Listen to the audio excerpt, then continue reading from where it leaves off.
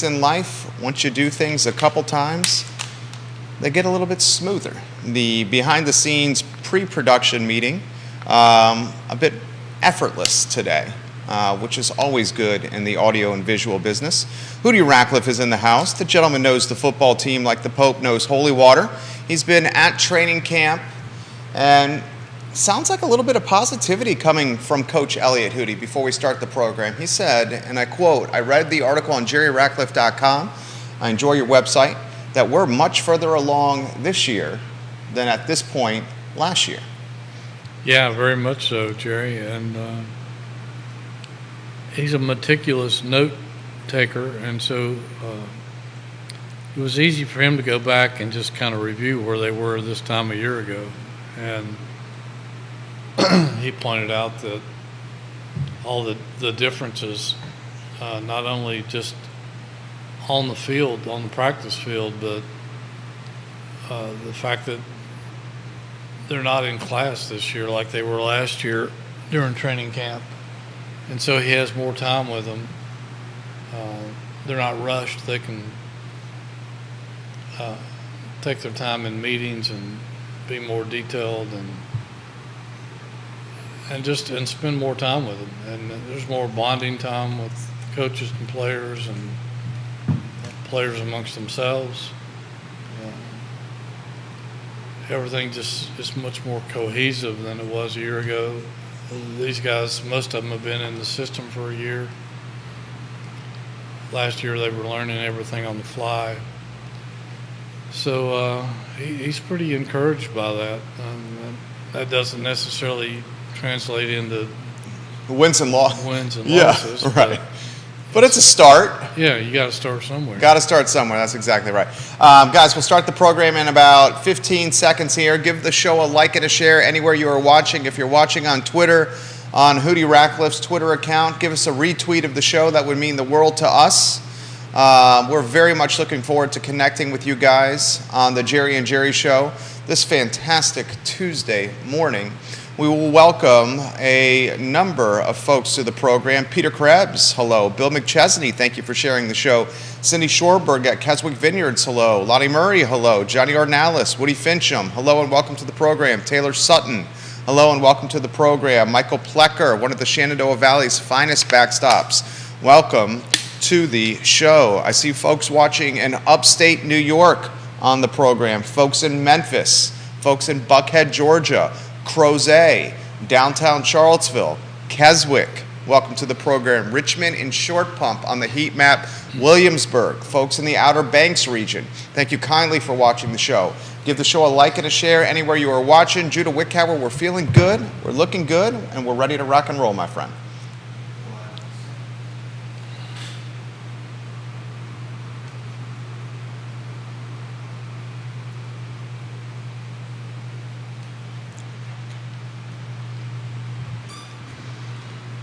Good Tuesday morning, guys. My name is Jerry Miller, and this is the Jerry and Jerry Show. Thank you kindly for joining us, a program that spotlights the University of Virginia, the Atlantic Coast Conference, and college football and college basketball, sports and teams we love so very, very dearly. The show is live on all social media platforms.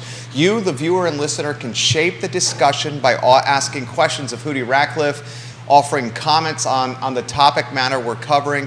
We'll weave in your ideas, your perspective live into the show. As we start today's program, I see 6 different states on the show, and we're grateful for your support. We'll give some props to Judah Wickhauer, the director of the program, and ask Judah to go to the studio camera and then the 2-shot as we welcome our star, Jerry Hootie Ratcliffe, a member of the Virginia Sports Hall of Fame, and a man with how many years on the beat? Hootie? 42. 42 years on the beat. You started. You're not even 42 years old. I'm not even 42 years old. That is exactly right, Hootie Ratcliffe. When did you start? You started in college, right? Not here. I mean, I got to Charlottesville at the same time as George Welch. If memory serves, Pulaski born and raised? Yes. I remember that. You sent down me... in Southwest Virginia. That's right. You sent me, Hootie, on a baseball assignment in the Virginia High School League baseball state playoffs to Pulaski, Virginia. Calfee Park. Yeah, that's exactly right. And you told me when I went, look around. This is my hometown. I will never forget that. I was 20 years old when you sent me on that assignment. It was a long drive. That is long. From 2.5 hours plus. Yeah. That was the longest drive for me so far on the beat some 20 years ago. All right, Hootie, we got questions already coming in. Before we get to the viewers and listeners, my friend, let's go inside training camp, inside the huddle. What trends and storylines have you seen so far from Tony Elliott's team? I guess one of the big question marks out of yesterday was the Chico Bennett situation. We'll talk about that a little bit later, but that's an area of concern because he was wearing a boot and on crutches during practice. But, I think as we get nearer to opening date, playing a top 10 team like Tennessee, a lot of things are starting to come into the picture for Virginia. Their offensive line, I think, is starting to get a little bit more cohesive, a little bit more chemistry developing on that line. With some of the guys have been in the program for a year or two or three now. They have a couple of new faces as well. One of the interesting things yesterday was that Tony Elliott told us that coming out of Saturday's scrimmage, their first scrimmage of training camp, was that the backup, Calendra, was pushing Tony Muskett at the quarterback position, which was, I think everyone found very interesting because this kid is a true freshman. He was playing high school ball this time last year down in Florida. I think he's from I'm not sure what part of the Florida. I think he's from Jacksonville, but I may be wrong about that. I'm not sure that's right. But I asked Tony specifically about him yesterday. I said, Calendra he's not a big guy. He's pushing 6 foot, I think. He wasn't widely recruited. He was mostly mid-major schools that offered him. I said, what is it about him? Is he an overachiever? Was he overlooked? And Tony said, the kid he's got a big arm. He's just got a really big arm. And he had incredible numbers as a high school quarterback in Florida.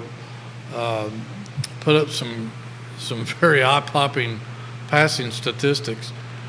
And he said, he's just a really confident kid. He's got a lot of moxie. He doesn't play like a freshman.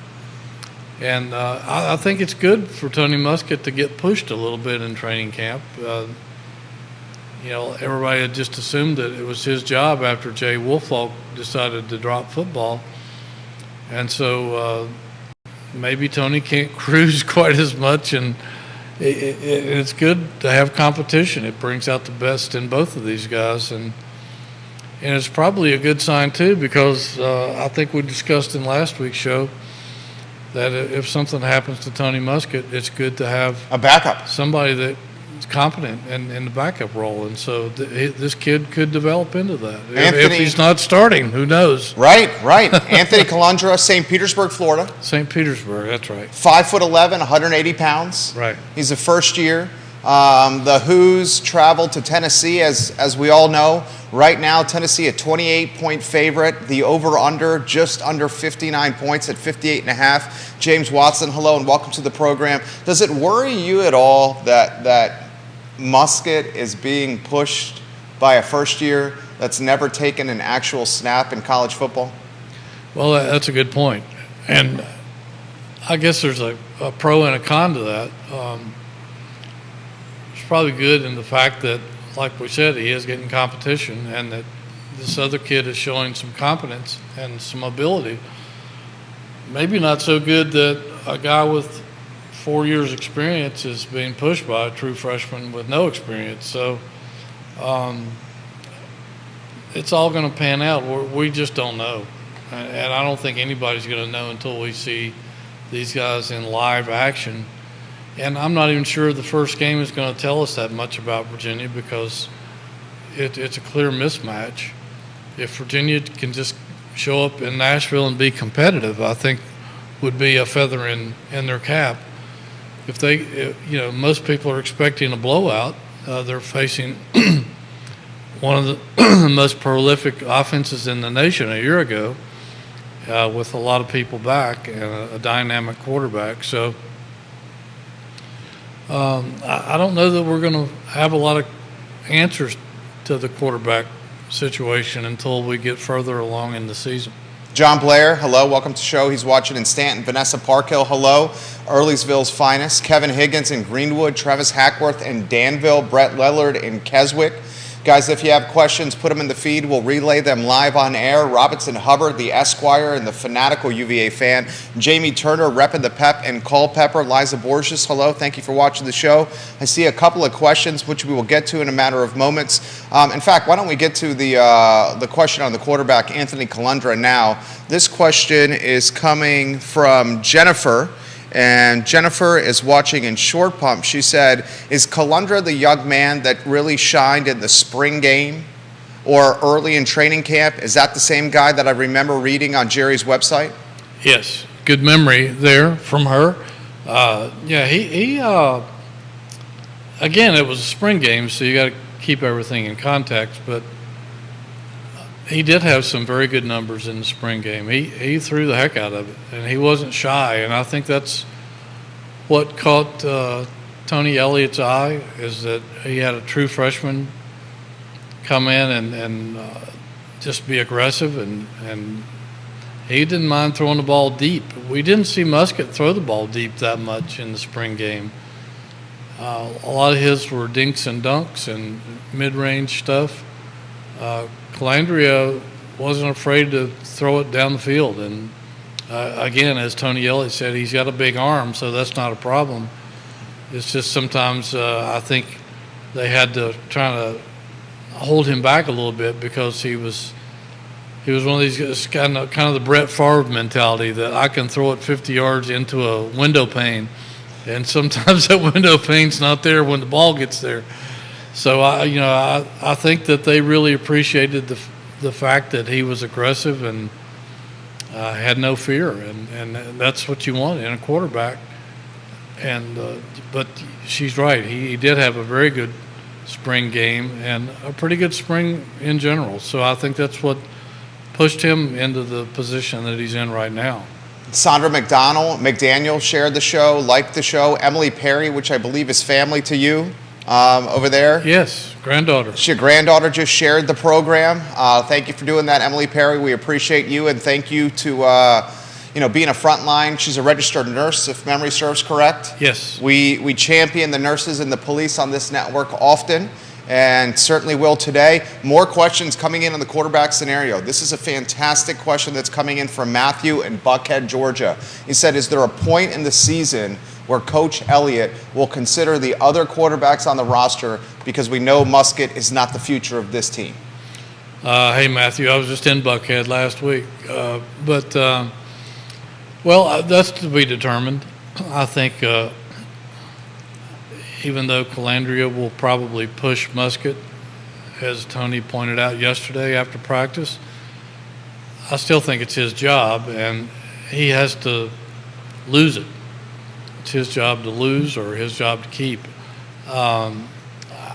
Who knows what may happen down the road. I'm sure that Virginia is trying to recruit some good high school quarterbacks. They just lost a really good kid out of Richmond, Highland Springs, to Maryland in the recruiting battle. This guy was highly rated. So they're definitely out there looking for a future upgrade.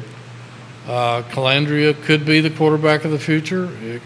Who knows? You can't write off Muskett. He had over 5,500 yards passing at Monmouth and was CAA Player of the Year a couple of years ago. We got to give him a chance to see what he can do. Just because he was at a lower level doesn't mean that he can't be successful on this level. And he's a very confident kid. He's got tons of experience. There's a lot of question marks about him, whether he can handle the job or not. And I'm sure that's something that's he's wearing that chip on his shoulder every day to practice. So it's just, we really can't predict that at this point. A lot of people don't think he's the quarterback of the future. Some people think you just got to keep an open mind and give him a chance. But I think that's a question that's yet to be determined. Christopher Stevenson's got a comment for you. Guys, we love the interactive nature of the show. Keep the questions and comments coming. He's watching in Harrisonburg. First, he gives a shout out to your shirt and asks if that's repping JMU. He's watching in Harrisonburg. He says, is Mr. Ratcliffe repping our JMU Dukes with that shirt? Go purple. And then he asks this question: do they truly have a quarterback on the roster that fits Coach Elliott's pro-style offense? It's a good question. Well, I think Musket, the offense he ran at Monmouth, is somewhat similar to what Virginia runs now. So, yes, they do. Calandria, I think, can probably fit into that offense well. He's basically a passing quarterback. He's not the dual threat quarterback that Bronco Mendenhall used to like to bring into the program. So I think both those guys probably fit the profile. How well they perform in it is yet to be seen, and we'll take note of that as we go along. But I'm sure they're out there shopping around for a more dynamic guy with a higher profile that, kind of like the quarterbacks that Tony Elliott coached at Clemson, who went on to $1 million contracts. Do some pretty good stuff. Yeah. No, it's not. Sorry to disappoint you. It's not a JMU shirt. I bought this at a golf shop in Hilton Head a couple of years ago. I just like the color, but we're JMU fans here, though. Yeah, JMU's. I love what they're doing with their football program over there. They should be very proud, and I think they're going to make a lot of noise. And now that they're a Division I FBS program, they beat some really good football teams last year, and if you're a JMU Dukes fan, I think you've got a very bright future. We'll get to the questions about the schedule coming up here in a matter of moments, but before we do, how about the Chico Bennett update and injury? I read an article on JerryRatcliffe.com. I'm on your website every day. Viewers and listeners, JerryRatcliffe.com for all your UVA sports news. He does a hell of a job. The Jerry Ratcliffe team does with creating content. Follow him on Twitter as well. I mean, we're talking one of our stud defensive players here. A defensive end that can get in the backfield, that can just be a nightmare for opposing offensive linemen and quarterbacks here. Are we seeing a potential knee injury, and do we know yet the significance of the injury? Well, we don't, at least not as of the end of the practice day yesterday. Defensive coordinator John Rudzinski, who I really admire the job he's done with Virginia's defense, told me a couple of weeks ago that Chico Bennett has 2,000 college snaps, and there's not a lot of people in the country that have that kind of experience under their belt. He was looked upon as one of the leaders of this defense coming in to camp, and Virginia's leading pass rusher from a year ago. He had 7 sacks, the most on the team, the most by a Virginia player since Jordan Mack in 2019, who only had 7.5 sacks. So they were looking and depending heavily on him to lead that pass rushing effort this season. They've got some pretty good pass rushers, I think, and he was the guy that was going to lead the corps. I mean, I know Chris Slade told me, he said, I've challenged these guys. I told them if we don't have 25 or 30 sacks from just my group this year, that they're all bums. So, and Chris Slade should know, right? Because he's still, Jerry, after 30 some years, he's still the all-time ACC quarterback sacker in conference history. So he would know. He would know, if anybody would know. In fact, it was funny, we were talking to him, and I said, how hard is it to coach your position? He says, well, some of the other coaches have told me, he says, you got to settle down because you're out there looking for you, and there's no yous out there. So, but yeah, Chico Bennett, it was interesting. Tony Elliott told us yesterday he had never seen anything quite like it, that after the scrimmage Saturday over at Scott Stadium, that Bennett had taken a knee got up and just popped up, and his knee just stiffened up on him. Elliott said he had never seen anything like that in his career. Doctors, I guess, took him in for x-rays and started scanning, and as of yesterday, they just weren't certain to what degree the problem was. So he was on crutches at practice, I guess maybe as a safety precaution, if nothing else. I would imagine as good as Dr. David Duck and the guys over at UVA Orthopedics are,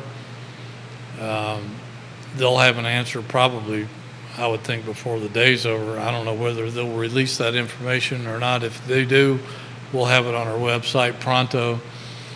But, it sounded like yesterday that Tony was prepared for the worst if that's the case. He said if it's 2 weeks, 4 weeks, 2 months, 4 months, you got to go to the next man. And he says we're getting 4 or 5 guys ready to fill in at that position. And some of those guys could move along the defensive line from defensive tackle to defensive end, or from outside linebacker into that bandit position that he was so good at playing. It's a shame because he had just come off overcoming a shoulder injury previously to last year. Georgia Tech transfer, really good kid, one of the characters on the football team. So he's a good locker room guy too, a good leader. Chico Bennett, guys, 2022 All-ACC honorable mention. Yes. Player. He's an impact guy, so we got to follow this injury closely. The defense does have some stability. 8 starters return. Mm-hmm. I'm on your website now on jerryratcliffe.com, and you write if Bennett cannot go, the Cavaliers are going to have to rely on others to fill the void. Senior Ben Smiley has moved back outside after having played inside last season. There's a grad student that could jump in the game. Cam Butler, another guy that could jump in the game. Terrell Jones, Bryce Carter. So it could be a scenario where they have to fill in by committee. Still, 7 sacks. Chico Bennett's production should not be underestimated. Oh, absolutely not. He was one of the bright spots on a very surprisingly good defense last year. And as good as it was, they didn't put enough pressure on quarterbacks. And that hurt them a lot in certain games. Something that they were going to try to focus on and shore up for this season and try to make that more of a force and create more havoc, put more pressure on opposing quarterbacks. And certainly he was the key guy they were focusing on in making that happen. Ben Smiley is an interesting guy. I mean, I saw him yesterday or 2 days ago. The guy's trimmed down. He was a beast of a guy last year, and he was kind of playing out of position last year, defensive tackle. So they've moved him back to defensive end, where he looks like he's more mobile now, and now that he's trimmed down. He came in with a heck of a reputation, and Tony Elliott told us yesterday, and he couldn't help but laugh. He said, I told Ben, I said, Ben, you got to do something, man. He said, I've been talking you up for 2 years now, that you're the most athletic and twitchiest guy that I have on this defense. And, it's time to produce. And so it'll be interesting to see if Smiley can follow through with that. He's a big, strong kid from the Richmond area, and he could make a difference if he can find the key, turn on the light bulb, as they say, and start making something happen. 6'4", 270, Smiley, in his 5th year. Big dude. Big guy. Watch out for number 10 on the football field. You're getting props on LinkedIn. This from Liz Nottingham. She says, Jerry Ratcliffe is and has always been one of my favorite sports writers around. That's from Liz Nottingham, watching on the LinkedIn platform right now. Liz, thank you for watching. Amen. I concur with that. More questions coming in. Can you boys talk? And this is one of our headlines. We promise we'll bring this up to you guys. But this one's coming in from Arlington. How about you boys talk about that 34-year-old kicker walking on the football team? What a story. I mean, you talk about a potential movie script here. A 34-year-old earns a roster spot in the ACC for Tony Elliott, a walk-on kicker. All we need now is for him to hit a couple game winners, and the script gets even more enjoyable to write and to read and to watch. Yeah. Show is yours on a 34-year-old walk-on kicker, Hootie. Matt Ganyard seems like a great kid. We haven't met him yet, and there's a reason why. He's an I believe, Marine helicopter pilot, and I can't remember if he's in the Darden School or not, but I know he's a grad student. But his second year at Darden. Yeah, he graduated from UVA in 2011, I believe, and with his undergrad. He's an incredibly interesting story, and I don't know when or if we'll ever get to sit down and find all this out, unless he does something that warrants it in terms of getting a headline by making a game-winning kick or a kick of any kind. Because Jerry, everybody wants to interview this guy. Like you said, he's a great story. This has never happened at UVA before. Every now and then we'll see it somewhere around the nation where an older guy will pop up on a roster, kind of living a dream or fulfilling a dream that they had and never made it come true. But with Matt Ganyard, there has been national programs wanting to have him on their shows, and he has declined all interview requests because, as you might can imagine, being a former Marine, it's not about him.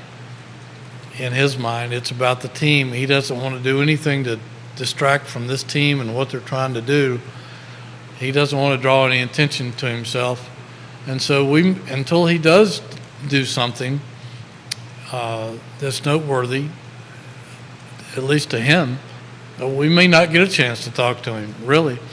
And it's a great story out there, and you're right. It's the kind of stuff that Hollywood scriptwriters love. And who knows? He may make an impact on this team. It's an interesting fact to me that he's worked with Nick Novak, Albemarle High School graduate, who has a kicking school. You probably remember him. I did. I covered him under your tutelage. Yeah, I thought you did. And Nick Novak went on to become the ACC's all-time leading scorer at Maryland as a kicker.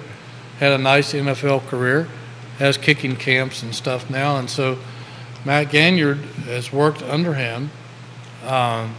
Tony Elliott will be the first to tell you that Ganyard has a nice pop to his leg. I've seen some video of him, and he's making some nice kicks from what I saw. It's an interesting in college football. A lot of coaches don't want one guy to handle all the kicking, like PATs, field goals, and kickoffs. They'd rather spread that around in case a guy suffers an injury, because then you've got all kinds of positions you've got to fill. If Ganyard can just be the kickoff guy, if nothing else, that's one less burden for the other kicker, who is a veteran but had a so-so year last year. So it's not like that door is closed. I'm sure there's plenty of competition in camp, and that Ganyard is a guy that they're keeping their eye on closely. This story is just a beautiful story. A double who. Jerry Ratcliffe reports on jerryratcliffe.com. He got his undergraduate degree in history from the University of Virginia in 2011. He's now a second-year Darden student pursuing an MBA. One of my favorite aspects of the story is the military aspect here. Yes. A Marine helicopter pilot, this guy. And you look at him, he's been, must be drinking from the fountain of youth. Looks like he's like 21, 22 years old, not 34. No, he looks like he's just one of the other guys Totally on that does. football team. Yeah, I'm looking at his photo on your website, and then I'm flipping over to the roster, the Virginia roster on virginiasports.com, and his photo legitimately looks like he may get carded going into the Biltmore on the corner, okay? This is just a fantastic story and another aspect of UVA that we just love to follow. Questions have come in very quickly here. Marlene. Also, he's a husband and a father. A husband. There you go. Yeah. How about that for another story right there? This guy's married and has kids, and he's playing college football. Daniel Pettit is watching the program. He says, "Good morning, Jerry and Jerry. I'm at Smith Mountain Lake on the dock right now, watching you boys." Must be nice. Must be nice, Dan Pettit. I hope you get some tennis in. I know how much you enjoy tennis. Marlene Jones is watching the program. Marlene, thank you kindly for watching the show. This question has come in from Matthew. And Matthew's watching in Winchester. Can you boys give us an update on Virginia football from a recruiting standpoint? How is this Wahoo football team and coaching staff doing with recruiting in-state athletes? I remember during London and Grow and the Welsh eras, the time when those coaches had a good experience was when they started owning the Commonwealth from a recruiting standpoint. Well, he's exactly right. And that's something that's been lacking at UVA for quite some time. As successful as Bronco Mendenhall was at Virginia, they did a horrible job of recruiting in the state of Virginia. They just couldn't establish those recruiting routes that those predecessors that he mentioned were so successful in doing so. Some of George Welsh's best teams, some of Al Grove's best team, Mike London's best teams, their rosters were chock full of Virginia athletes. And that's what Tony Elliott would like to do again. If you talk to Chris Slade, that's certainly something that they talk about all the time, and trying to make inroads and build those bridges back to where they can. I don't know if they'll own the state again, but they'll certainly, if you get your share, that's the most important part. They have a few kids that from this current recruiting class from the state of Virginia. They're not done yet. They have 15 commitments. I imagine they'll probably try to get around 10 more to fill out this class. There's a few kids from Virginia. There's one from Highland Springs I know of and that's a big start, getting a player from one of the best programs, if not the best program in the state. And so that's something, it's a point of emphasis. And it's, I don't know what it's going to take, but, UVA and Tech both have been beaten for a lot of good players in recent years, from Penn State, North Carolina, some of the other powerhouse schools in the South and Mid-Atlantic. Maryland has crept into the picture now. Maryland has stated that they're making Virginia a strong point of emphasis. They brought on an assistant coach who has incredible ties to the state of Virginia. He's coached in a bunch of programs in the state, high school and college.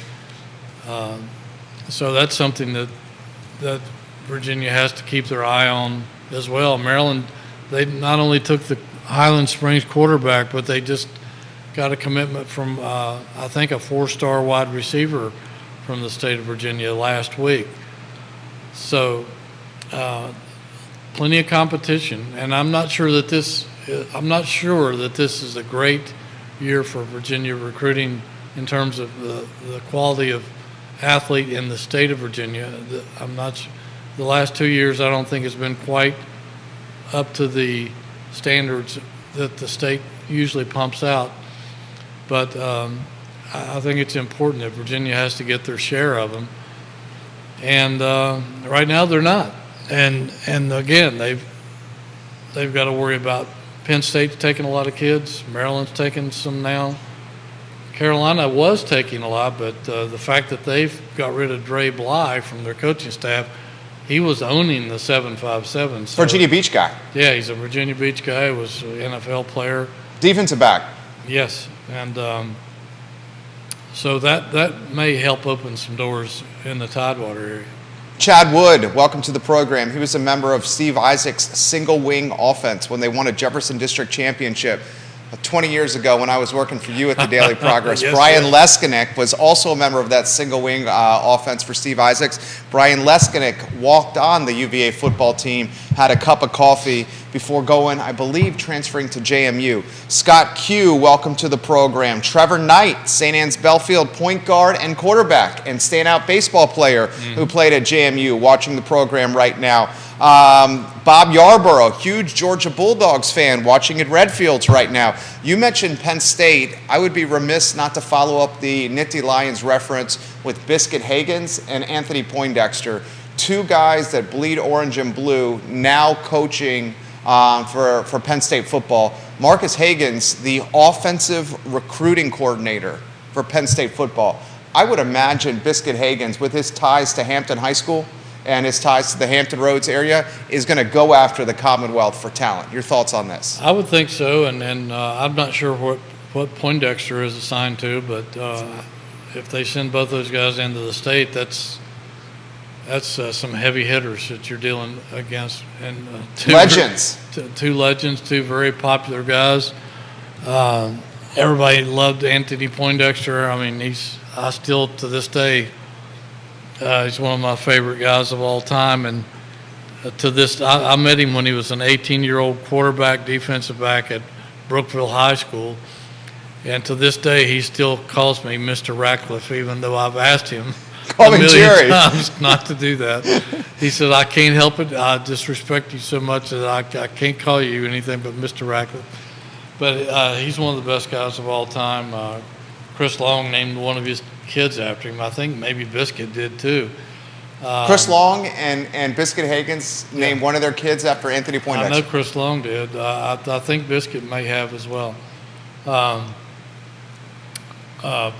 Biscuit, obviously, incredible athlete for Al Groh, and the only guy that's come close to making Bobby Bowden cuss, I think, and that performance he put on in 2005 at Scott Stadium when Virginia upset Bowden, and I'll never forget. Biscuit had an incredible day, and I'll never forget Bobby Bowden saying after the game, "We just couldn't stop that dadgum number 18," and it was he put on quite a show. But I was talking to my good friend Al Groh the other day, and Al dropped by the Penn. He was invited to Penn State to talk to the Penn State coaches about defense, and Al is an incredible mind. Has an incredible defensive mind, particularly for the 3-4. I assume that they wanted to learn more about that, and he sent me a nice picture of him and Poindexter and Biscuit posing together along with James Franklin, their Penn State head coach. He's a great coach. Yes, he is. And so what was the original question? I got off on a tangent there. Well, Biscuit and Poindexter, are they going to own the Commonwealth from a recruiting standpoint? I mean, they're not that far. Yeah, I mean, that's an easy trip. Well, it's not an easy trip. If you're flying, it is, but it's not an easy trip to Happy Valley from here. But, yeah, I'm sure they're going to, if they're assigned to the state of Virginia, and I would assume James Franklin would do that, that's a tough duo to go up against because, like you said, they're legends in the state. Even the kids growing up today, if they don't know about them, it's easy to find out about them. I'm sure their coaches and parents know about them. So I wouldn't want to be recruiting against those two guys anywhere. They're both great personalities and good down-to-earth people and good family men. So, and Biscuit did an incredible job down here off the field as well, not just with the athletes, but he reached out into the community and had all sorts of runs and walks, getting kids, underprivileged kids and stuff involved, and taking people to the monument for the slaves at UVA and all sorts of things like that, just to he was just so heavily involved in the community. So that it was another aspect of him that just made him the man he is. Mark Lickman watching the program. Love Mark Lickman, one of my favorite guys. Great guy. He says, good morning to two of my favorite Jerrys. Mark Lickman, we love when you watch the show. ACC teams to watch. What do you think outsider UVA, what do you see as the teams to watch this year in college football in the Atlantic Coast Conference? Well, you got to start with Clemson no matter what you do. They had an off year last year and still won 9 or 10 games. So they have a lot of people back. A lot of things are going to center around whether their quarterback can live up to the reputation. He came into Clemson as the number 1 quarterback recruit in the country a couple of years ago. They were going to redshirt him. He didn't really do much in last season because they had a veteran guy in there who drew a lot of wrath from Tiger fans because he wasn't putting up the kind of numbers that they were accustomed to, and they pinned a lot of the blame on him. They started this freshman in the bowl game, I believe, against Tennessee, if I'm not mistaken, and he was okay. He wasn't great, but again, it was his first start. He played the whole game. The other guy left because he could see that this guy was the quarterback of their future. So a lot of their success this year is tied around how good he's going to be. They do have an incredible lot of talent returning, and I think they're got a little chip on their shoulder because they fell off a little bit the last couple of years. People are doubting whether they can be the dominant force in the league that they were when they had a mini dynasty going on down there. They won a couple of national championships. They were in the playoffs. They were for the longest period of time, it was Clemson and the 13 Dwarfs or whatever you want to call them, but because nobody else in the league was doing anything. That being said, Florida State got a lot of first place votes in the ACC preseason poll down in Charlotte that we attended a couple of weeks ago. Mike Norvell has done a surprisingly good job in turning that program around. They've coming off one of the best recruiting years in the country, and they probably had the best recruiting year through the transfer portal of anybody in the nation this past spring. So there's a lot of talent, including a former Wahoo, Fentrell Cypress, who was all ACC and one of the most highly sought after corners in the country in the transfer portal. A lot of people think Florida State is poised to make a run. We'll see. I think they have an early season game with LSU that will tell us a lot.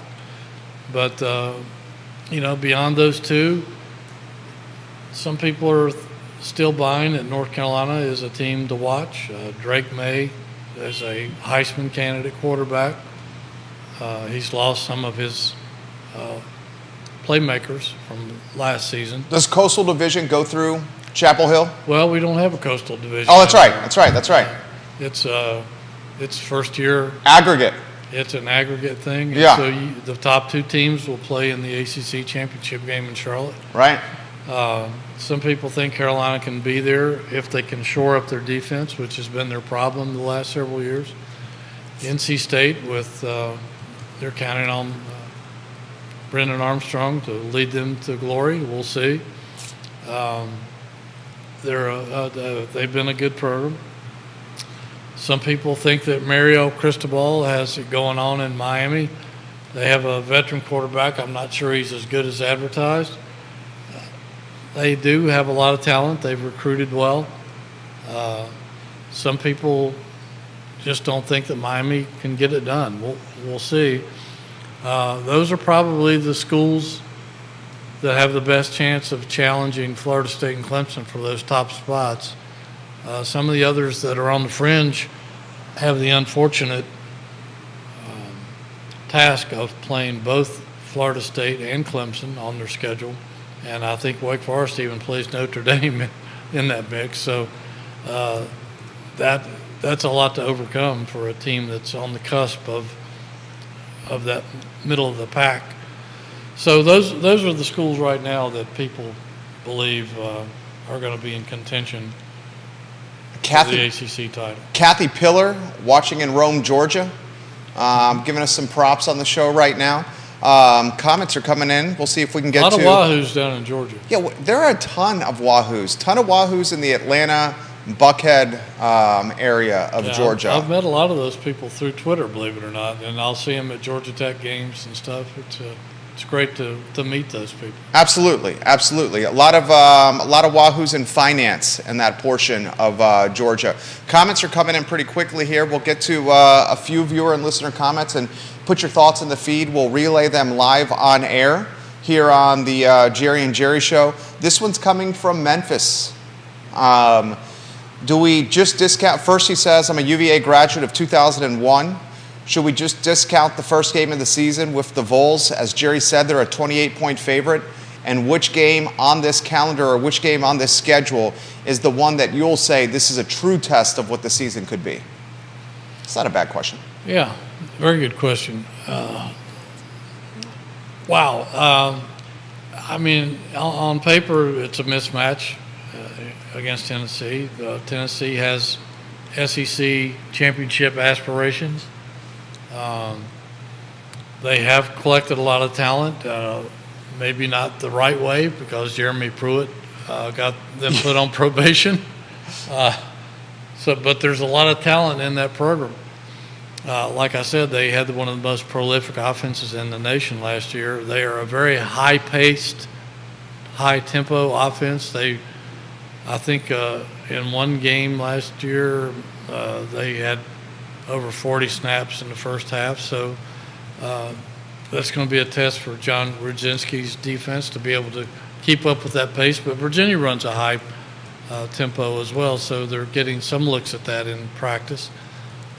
A lot of people don't think 28 points is enough, that it could be a lot more than that. And it would be hard to argue that because even as good as Virginia's defense is, if Virginia's offense can't do something in that game, then it's going to put the defense under just tremendous pressure. And you don't want to be under that kind of pressure against a prolific, dynamic offense and a dynamic quarterback like that who can throw the ball 80 yards on the fly. You think they cover, don't you? The Vols. They should. I mean, if they don't, they're going to have to look themselves in the mirror and see, what's not right with their program. I think and this game is on national TV. This is a 12 p.m. kickoff on ABC here. Yes, it's. You got to be careful what you wish for. Right. Sometimes. I know. There's been so many moments for Virginia football over the past 10, 20 years where they had a national showcase, limelight shined on them, and it didn't end so well. And so you got to be careful with those kind of moments. It can help you or it can hurt you. We got comments. And the rest of his question, I'm sorry. I would say probably the Maryland and NC State game are going to give us a true indication of what this team is all about. Maryland, September 15th in College Park, 7 o'clock kickoff. NC State, Friday, September 22nd here in Charlottesville, a 7:30 p.m. kickoff. Both those games Friday night under the lights on some big-time TV scenarios. NC State, ESPN, Maryland, Fox Sports 1. This is an interesting question that's coming from Steven. Steven is watching in the McLean area, and he says, how about some ACC expansion talks? Is Ratcliffe surprised, he says, that expansion did not go as some of the national outlets were reporting it would go? I wasn't thoroughly convinced that it was going to happen. I knew there was some opposition going in. It was difficult to tell how much because the ADs and presidents weren't saying much to anyone. And they still haven't said a whole lot. We do know that Florida State, Clemson, North Carolina, and NC State were solid no's. We don't know where the rest of the league stood on that, except for Notre Dame, who strongly pushed the ACC into accepting Stanford and Cal. I don't think they were too gung-ho on SMU. SMU, yeah. But they wanted Stanford and Cal for the academic reputation, which would certainly enhance the ACC. And that was part of the equation. It wasn't just football. It wasn't just athletics. The ACC prides itself in being one of the most, or if not the most significant academic league in the country. And they take that very seriously. The presidents do. And so that was something that Notre Dame was interested in. I still question why the ACC ever allowed to have Notre Dame to have full voting power when they're not a full league member. I think that's caused a lot of ruffles. Not only that, but there's been a few things that have raised the ire of some ACC schools in recent years. When we had the COVID year and everybody had to play, there was no divisions that year. Notre Dame was able, because they couldn't put together a schedule, the ACC said, come on board, you can play for our championship. And they did. They played in the ACC championship game, and that ruffled a lot of feathers. If you're so interested in us bailing you out, then why is it you refuse to join the league and bail us out? Because that's the one thing, Jerry, right now, with all this expansion going on around the country. If Notre Dame just said, yes, we're going to play ACC football, we're an ACC full member, we're an ACC football team, that would save the ACC. That would end all talks about leaving the league. It would put the ACC solidly on the map, right there with anybody else. There would be no more controversy about any of this stuff. But Notre Dame won't do it for selfish reasons. A lot of their younger alumni would like to see them in a league. It's the older alumni that don't want it. I don't know if that's ever going to change, but if we get down into a thing where there's only two super conferences, they may have to join a league, because who are they going to play? All these teams are going to be playing 10 or 11 conference games, if not 12. So, who are you going to play? They're going to knock out all the lesser teams that they're playing now, the group of five and all that stuff. They'll just be playing each other. So Notre Dame could be in a bind there. But I can't say that I was totally surprised that it was a no. It never even got to a vote. It was kind of surprising to me that they didn't explore and it's still not completely off the table. The SMU wrinkle. There's still some talks going on. It's not like that it's a completely dead issue. It doesn't seem too healthy right now, and it's on life support. I mean, SMU in particular really tried to incentivize their inclusion in the ACC by saying, we won't even take the money for 5 to 7 years, as Yes. you've reported on your website. I have a good source out in Fort Worth, and they're very familiar with everything that goes on with SMU. And they told me that there's so many wealthy SMU alumni and boosters that they were willing to give the SMU athletic program over $200 million to make up for what they would lose by not taking ACC money. And so that's a deal that's just hard to refuse. And the Dallas market's a great market. It's a great market. My source out there tells me that even though it's a great market, that SMU doesn't own as much of it as we might think. That it's more Texas. More Texas A&M, it's more TCU. SMU is kind of the stepchild. Now, if they became a Power 5 member and started playing some schools like Florida State, Clemson, etc., Notre Dame every now and then, that might change. They might be a bigger piece of that Dallas market. But it also opens up the Texas-rich football recruiting territory to ACC schools, which would would certainly be a welcome thing. But Absolutely. well, we'll see. It's I don't know if I should. Well, I won't say this on air, but it's something that my source told me out there about how desperate SMU is to join a Power 5 conference. But it was on my website. I'll leave it there. You can look it up. This is what you report here. Reportedly, ESPN would be required to pay the ACC between $33 and $35 million for each new member, and it would be the ACC's decision on how that money would be distributed, even though SMU would not take a piece of the pie for several years down the road. Supposedly, both Cal and Stanford would have accepted a less than full share, about 70% of what current ACC members would receive in added TV revenue. I'm surprised expansion didn't happen. And I know you said it's not off the table completely, but it seems like we're at a point of college sports, college football, that it's time to batten down the hatches and strengthen the league before these teams get pulled into other conferences. Well, that's the one thing I thought might make it happen.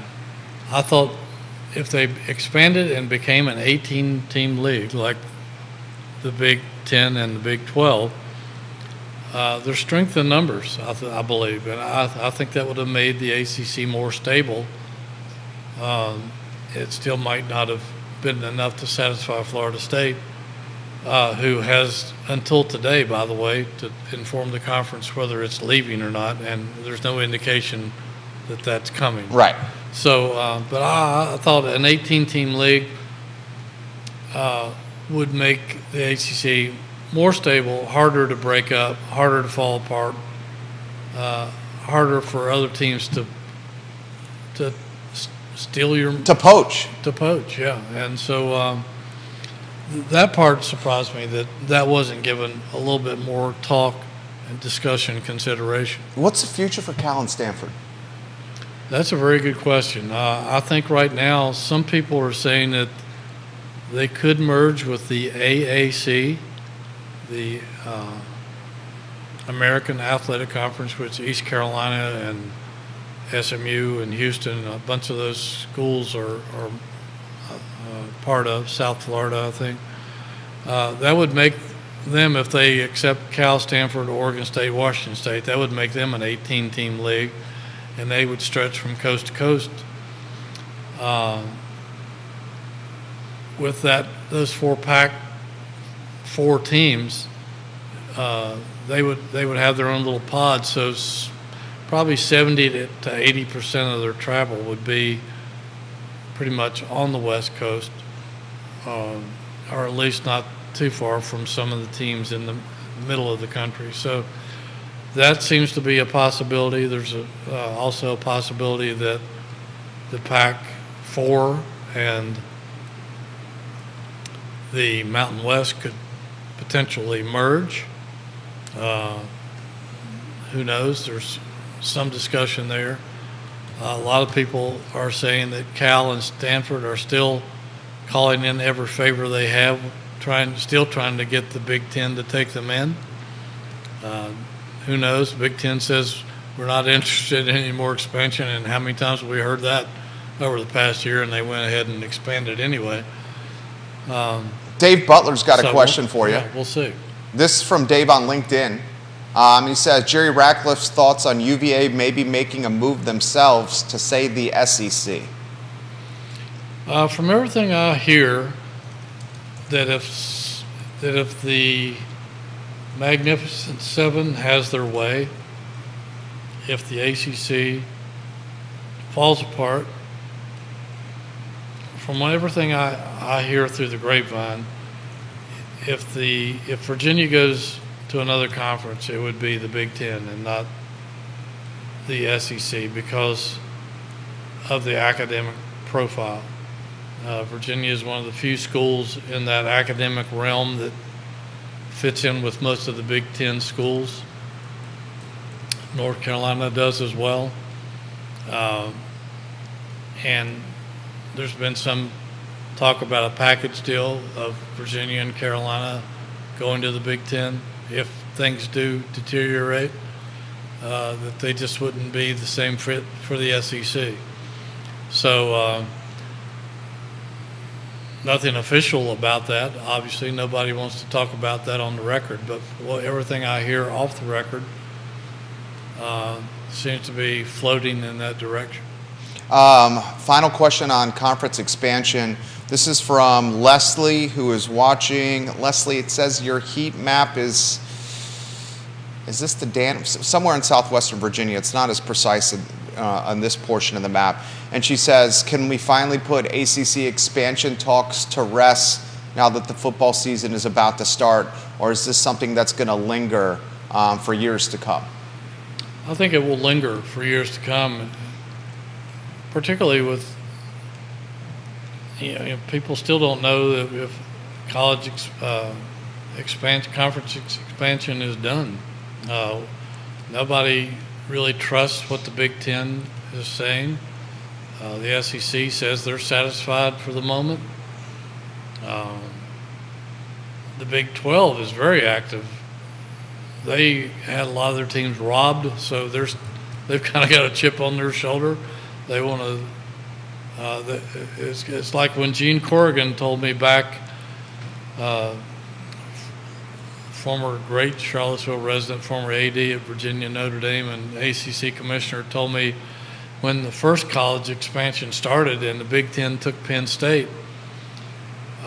Gene Corrigan said, we all got caught with our pants down because nobody expected that, and we promise we'll never be surprised like that again. And so he was constantly having meetings of his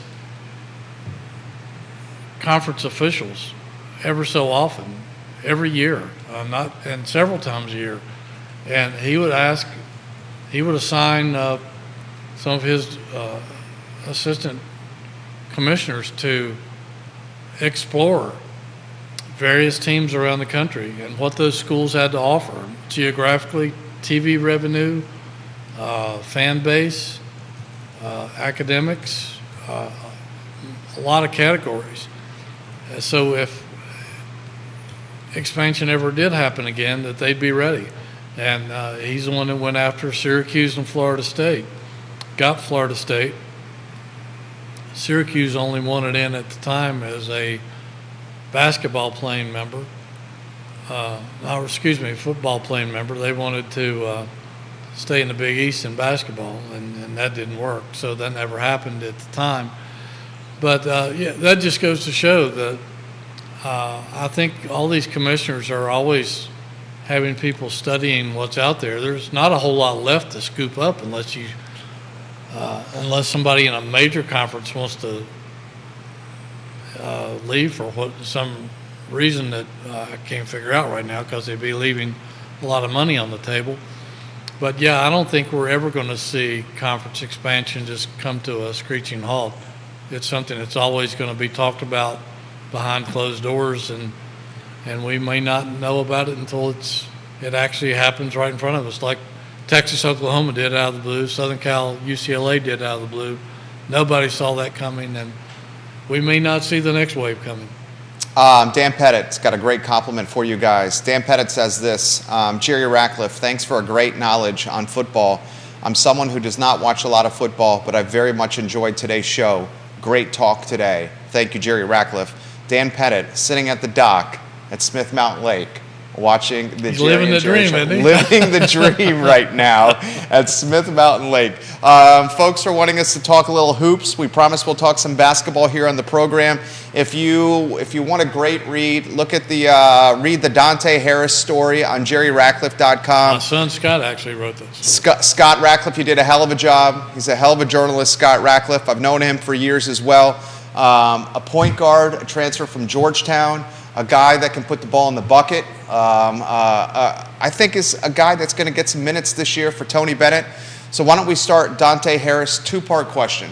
Your thoughts, Jerry Ratcliffe team thoughts on Dante Harris, expectations this year, and the second part of the question is, we got some guards on this roster. Do we have a crowded backcourt here, Hootie? It's a good problem to have for Tony Bennett. And those who know how Tony operates, he likes to play 2 point guards at the same time, so that's not an issue. And he sometimes will play 3 guards we've seen him play four guards at all at one time before. So, again, it's a good way to attack other teams because you got a lot of guys who can handle the ball, who can pass well, who can score, who can defend. Dante Harris was the Big East tournament MVP a couple of years ago. Nobody saw that coming from him. He was supposed to be a guy that didn't get that many minutes, but he shined. He had a great season, had a great tournament. Like you said, the guy can light it up. I don't know that anybody's going to light it up in Tony's offense. Not many have since Joe Harris, but it's just the way things are structured. But if it's good to know that you have a guy who can score if you need him to score, if you need a basket. Last year they didn't have a really confirmed go-to guy, and I think that hurt the team down the stretch when they struggled to score in a lot of games, and it hurt them in the NCAA tournament. It cost them a chance to move on. But Dante Harris, my favorite story about this kid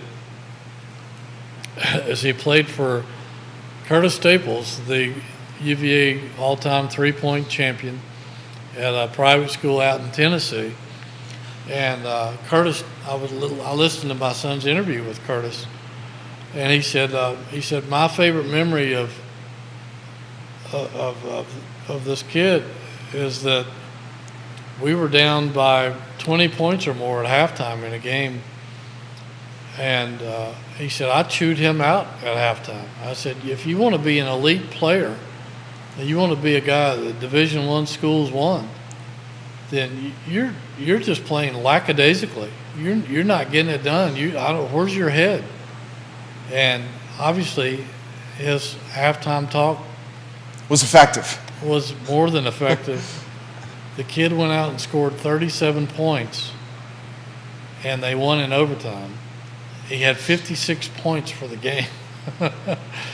And so that just shows you that this kid is pretty savvy, and he's working.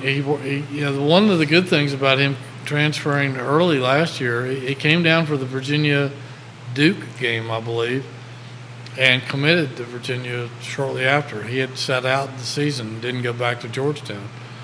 And so by committing and enrolling, he was able to practice with the team the rest of the season, learn the offense, learn the pack line defense, get familiar with his teammates. One of the most animated guys on the sidelines during basketball games, always having fun on the sideline. Always. And he just seems like a really good kid and a good team player, a good locker room guy.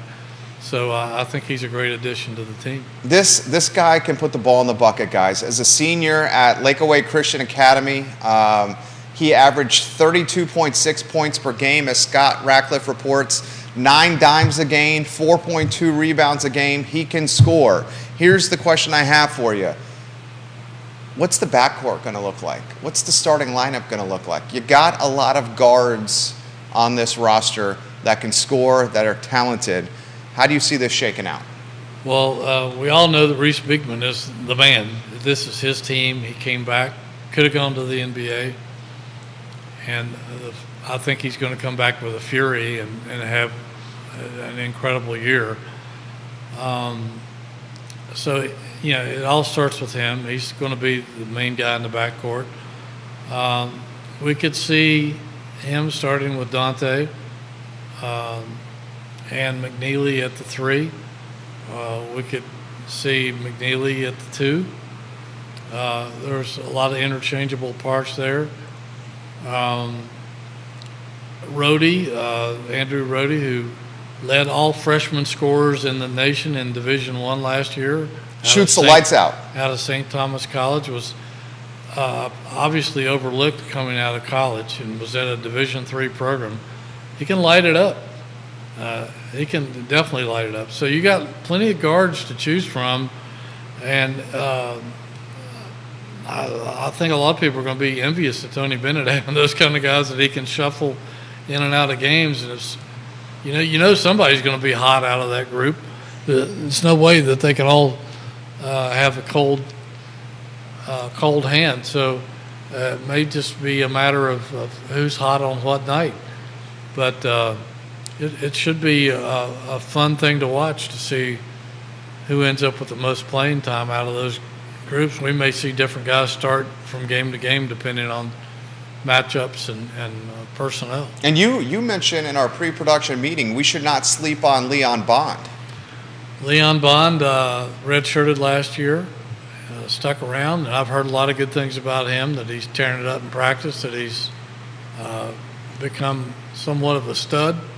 And we got Ryan Dunn, who even before his sophomore year of college started, he's already being projected as an NBA guy next year. They're saying a DeAndre Hunter clone. Yes, and they told him that when they recruited him, and I think that's one of the things that convinced him he wanted to come to Virginia, even when they ran out of scholarships and he decided that he was going to walk on and pay his own way. He wanted to play for Tony Bennett that bad. So they've got tons of guys, and you got the kid from Oklahoma who just tore it up in scoring last year in the non-conference part of the schedule, into the early part of the conference schedule in the Big 12, hit a scoring slump at the end of the season, but apparently he's got his touch back and playing well in these scrimmages that they're having amongst these guys now. And so I just think this is going to be an exciting, fun team to watch. I saw on Twitter yesterday some idiot out there who obviously didn't do his homework. His biggest take on the coming basketball season nationally is that Virginia won't make the NCAA tournament. That's crazy. And I think this guy's nuts. Yeah. That's Looney Tunes. This is going to be one of the deepest teams. Be one of the better Virginia teams that we've seen, I think, because they're going to have so many multiple guys who can score and play make, and the defense is always going to be there. So I think it's an abundance of riches, and they're already building chemistry. That was my only question mark. And talking to these guys and listening to Scott's interviews with some of these players, and he's interviewed several of the newcomers, that chemistry is already there. And so it's just a matter of working it out in games once the season starts. I love it. I love everything that we're doing here. I love sitting across from this guy. I love talking hoops. I love talking football, the ACC, UVA. Time flies when you're sitting across from a friend, and we have a topic matter in common. How about some closing thoughts for the viewers and listeners? I had a good podcast with Christian Bliss. Oh, yeah? Who committed to Virginia after his official visit here this summer, and he chose Virginia over Miami, Villanova, Xavier. He was Virginia's #1 recruiting target. And it was funny, Jerry, he was supposed to be for next year's recruiting class. Well, he liked what he saw here so much. He reclassified, and he had the credits to graduate. He's now here. He went to Portugal with his mother last week on vacation, came straight to Charlottesville. He's working out with the team now. He's going to redshirt this year to build his body, learn the system like Dante Harris did, except he'll be here for a full year. He's Virginia's point guard of the future. 6'4" point guard from Queens. He's one of these New York City guys with the swagger, baby. And he told me, he says, tell Virginia fans, everywhere I go, I win. And I promise I'm going to win at Virginia. I love the swagger. One thing he did not win at was a ping pong match against Tony Bennett. I read that in your story. Yes. I think that is one of the cool things. And we'll talk about that at some point. We'll touch on it now if you want to. But he saw, he still wasn't sure that Virginia was the place for him. He went to Tony's house on his official visit, had great barbecue dinner, and hung out with players, coaches, I guess, and made the mistake of challenging Tony to a ping pong match, which is probably the worst thing you can do because Tony's really good at ping pong. And he's competitive. Not only is he good, but he will. He get hates into you, losing. baby. Yeah. He won't. He doesn't want to lose at anything. Right. So to talk to Christian, I said, "Well, what was your match like with him?" He says, "I got dusted." Yeah, he said dusted in your Dusted. story. I love that. He said, "Well, I only played one game because I had enough." But he said during that match, he said, "I saw a different side of Tony Bennett." He said, "I had talked to him a lot of times. He had seen me play a lot of times. He was always the perfect gentleman, mild-mannered, just the cool guy." He says, "In that ping pong match, I saw the eye of the tiger, and he will tear you up. And He that will appealed to spare him. you no mercy. Right, and Bliss He liked will that. give you nothing." Right? Yeah, Bliss loved that. And he said, "I knew right then that that's the guy I wanted to play for." And that's a lot of these kids that come here see different sides of Tony Bennett that convinces them. Jordan Minor spent the last 15 minutes of their telephone conversation exchanging psalms with Tony Bennett out of the Bible, something that he didn't expect and something that wasn't planned. It just came up in conversation. And he said, "I knew right then that this was a guy I wanted to play for." There's so many aspects of Tony Bennett that we don't get to see as public or even media. Truly Sometimes we see it a little bit as media because we get to be around him a little bit, but most of the people don't. He's such a private guy. We don't get to see that. So it's great hearing these stories about how he impresses these kids by under promising, over delivering. That's one of his favorite mottos. I love it. Truly a Renaissance man, Coach Bennett. Also a Renaissance man, Jerry Hootie Ratcliffe, namesake of JerryRatcliffe.com. I encourage all you viewers and listeners on all the social platforms this show is airing upon. Visit JerryRatcliffe.com for all your UVA sports news and knowledge. We're on the site every single day. Hootie and Chris and Scott do an absolute fantastic bang-up job covering this program. My friend, we go an hour and 17 minutes without stopping. It was truly a joy. The show even easier than the first time, and I thought the first show was a grand slam. We love connecting with the viewers and listeners. Word on the street is we may be having lunch delivered to the studio here from Raising Cane's. Wow. Very that's excited cool. about that. One of my favorite places. I think it's literally walking in right now, lunch from Raising Cane's. Judah Wickhauer is going to get it. Come on in. Oh, there we go. There we go. I'm hungry too. I know. I'm hungry as well. We're going to get off air on the program. Jerry Ratcliffe, Jerry Miller, the Jerry and Jerry Show on a Tuesday in downtown Charlottesville with 12 different states watching Jerry Ratcliffe and I on this program. Thank you kindly for joining us, guys. We will see you next Tuesday at 10:15 a.m. for the third edition of the Jerry and Jerry Show. So long, everybody.